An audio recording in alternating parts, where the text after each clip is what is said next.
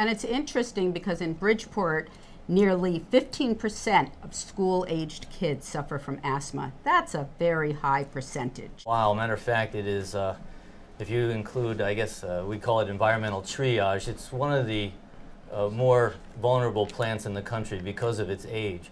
So we're trying to kind of push it over the edge, which it's already going towards.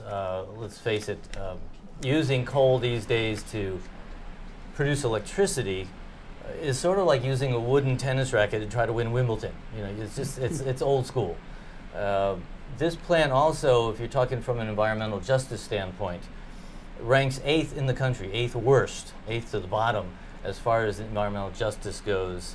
There are 7 plants slightly worse than it all over the country, and 5 of those are already slated to be retired either this year or up to 2015. So they're going to be retired in a few years.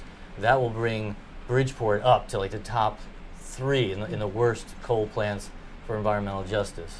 Now, just a simple definition, environmental justice is where a segment of the population is burdened with an unfair proportion of the pollution. That's environmental justice. And in this case, it's definitely Bridgeport. So that's one of the main reasons for trying to push this retirement a little ahead of schedule.